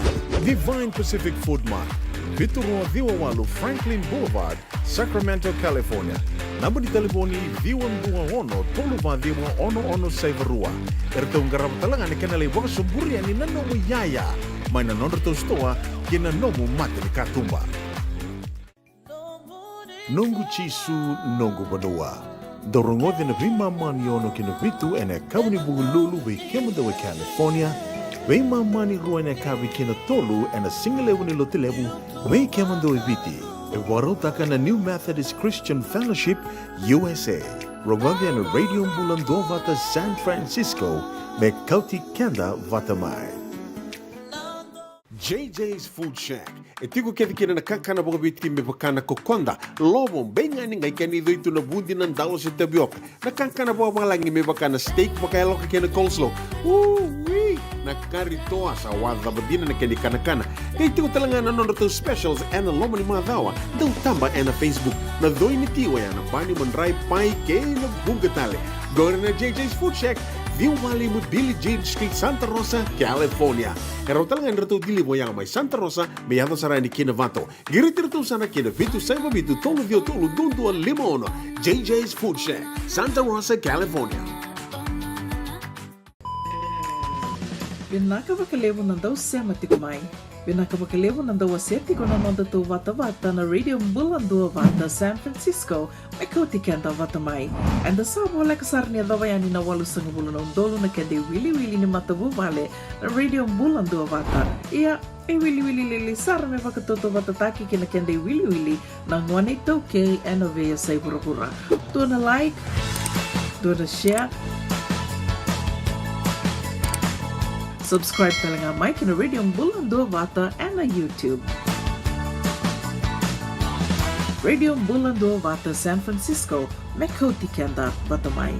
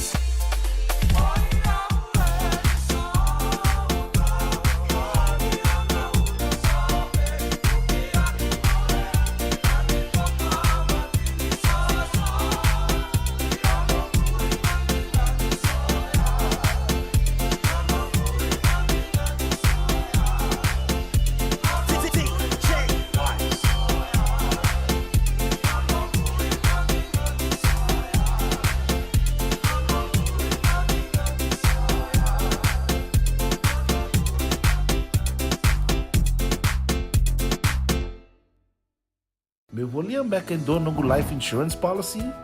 Laka kira ni tutana ka tin kabitu ni akostita na 2022 o sangir ta kasarabiri ni tauna. Kabi ngaya kila mada ngaya sala ko mana check. Sengat tali ni biara, sengat sarangan ni biara paling lain. In time sarang amai. So dan terli wara ka tala tunda wara. Ko tungko. Au sahalo ko dengo kamu binaksa. Iyo, o yasar ngana buna, e rau sara, sa tiko na pepa se senga, bula binaka se tobi mate, kambani duan nga kana soma mena claim na lom ni rosa nga bulu kavana ua keada na lenga, nisa e ambaki roa tina policy. Text mai kina wasa e walu van dua, tolu walu lima e na kena i tuku matai lalai, o ya na wasa e walu van dua, tolu walu lima. Doyan Robina ka naman raman na ita.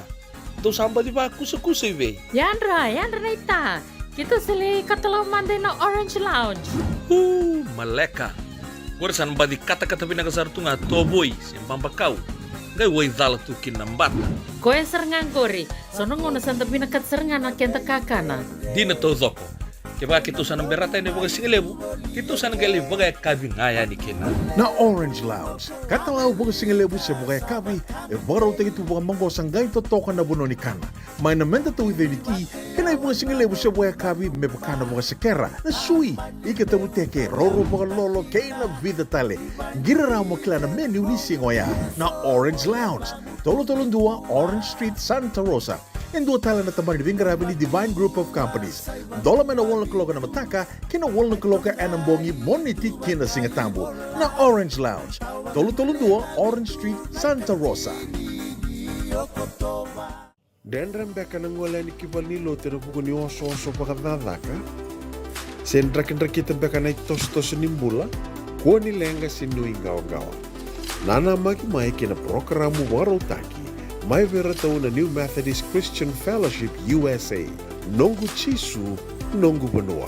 Rode na vima manione na kabini bugu lulu bei Kemando e California.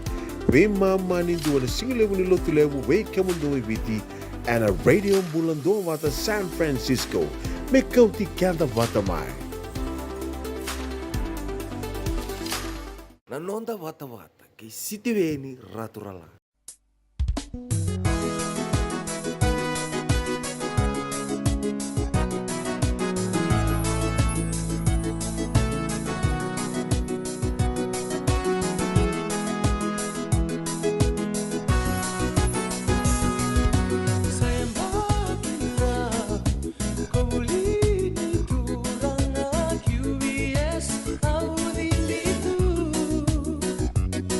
Kau tahu ya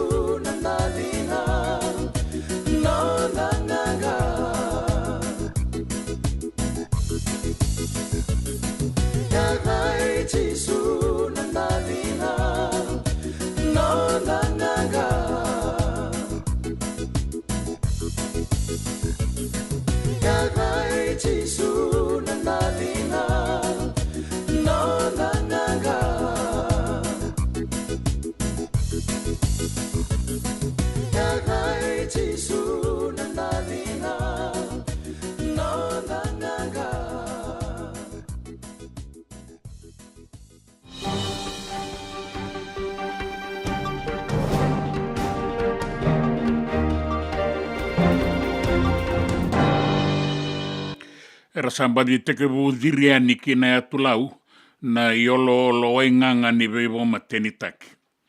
Warai takamai nei tukutukungo na matambose ni Bengarabi, the Fiji Council of Social Services, sa F-Coast, kei na kena directa wani data na singa.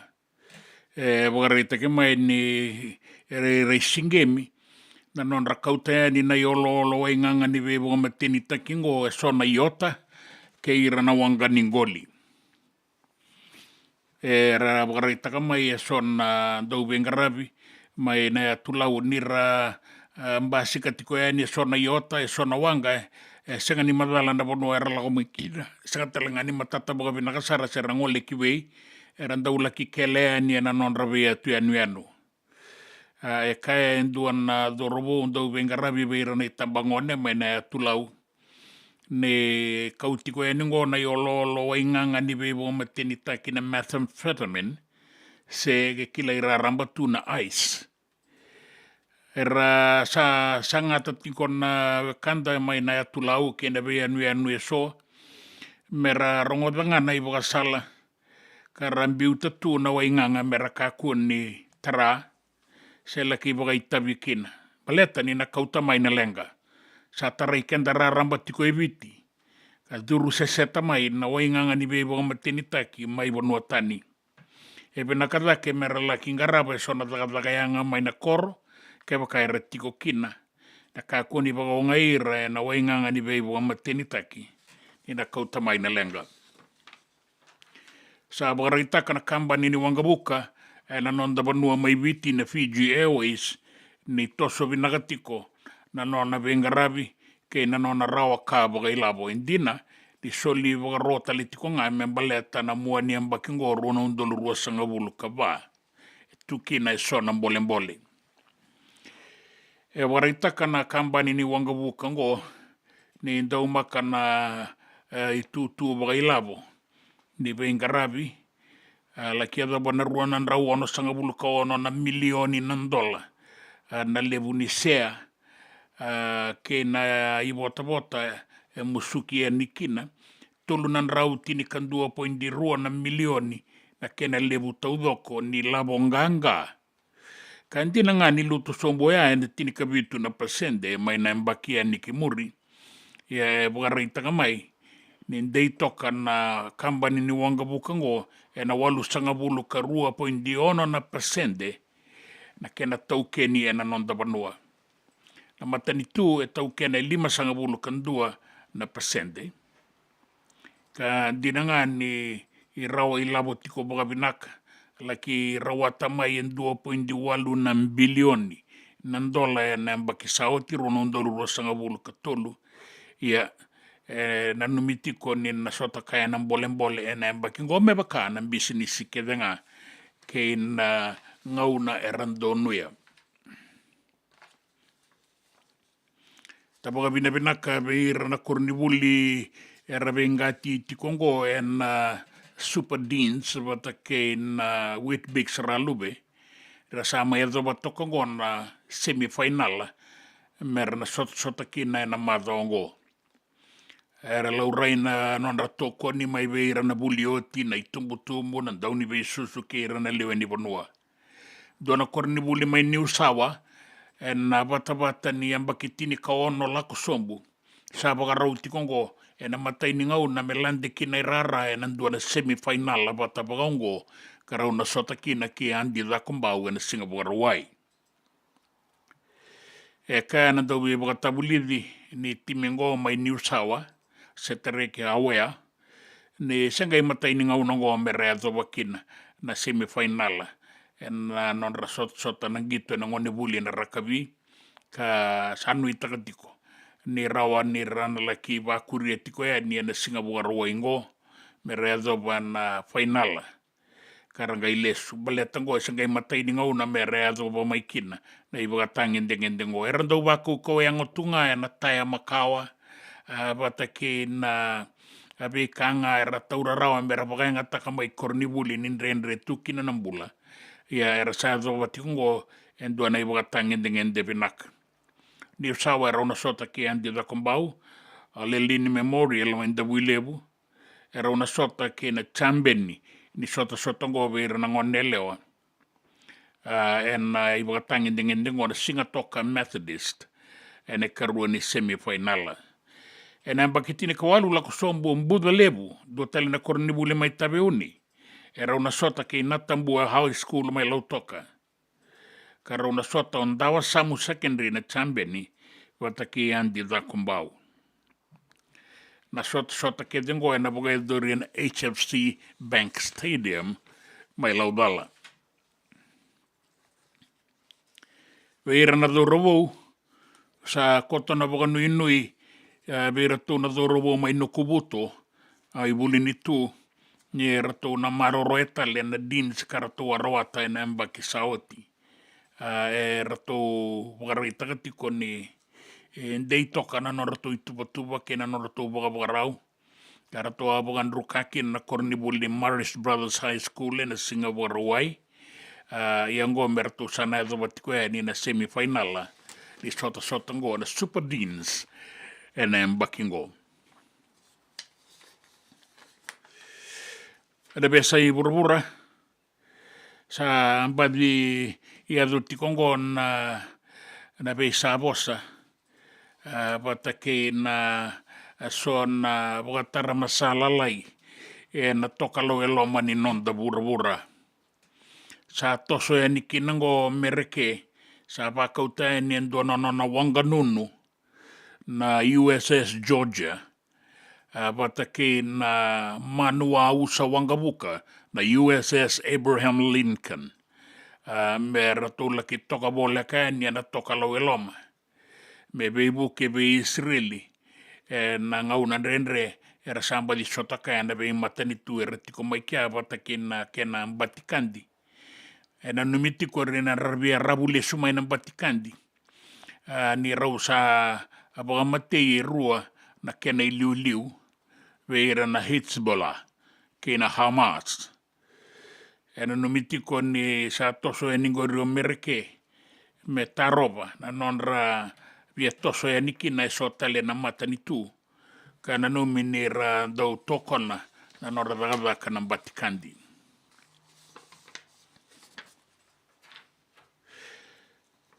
sa maidaba na sota ni Olympics na burabura maidaba na mua ni madawa ka Santa Waraka e ningo na sota kataraba na rua na undulu rua Singapore kawalu mai Los Angeles mai Mereke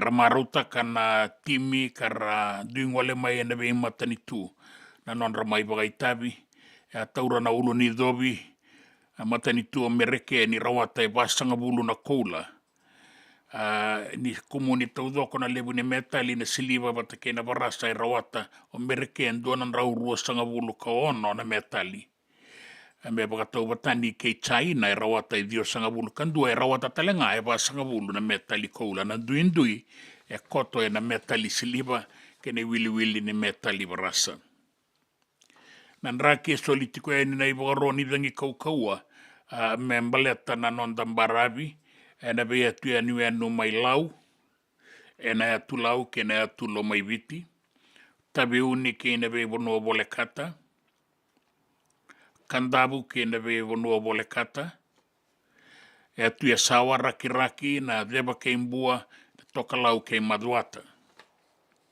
Solitiko e ni nai wagaroni rangi kau. Dina ngā ni ndua nan raki vinaka, ua ni raki vinaka e koto wakai au eani kina deba i rani non tapano e viti. Ia e mbula sara toka kina na toka lau deba la kia dhamana vasanga bulu ka 5 na nota ina sona ngauna.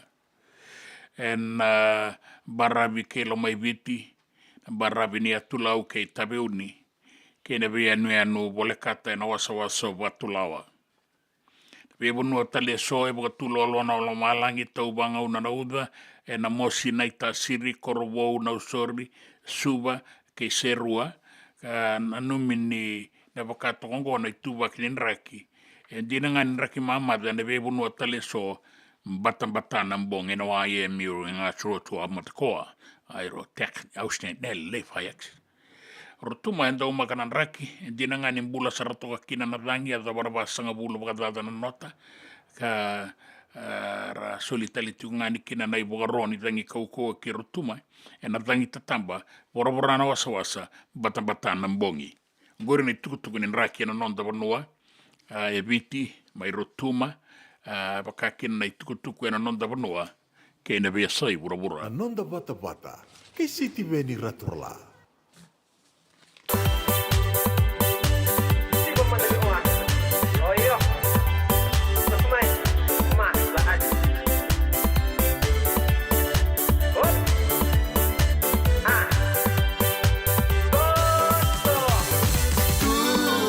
Sabu-sabu Amai mbale otoyani Mbale otoyani Enalewane abetani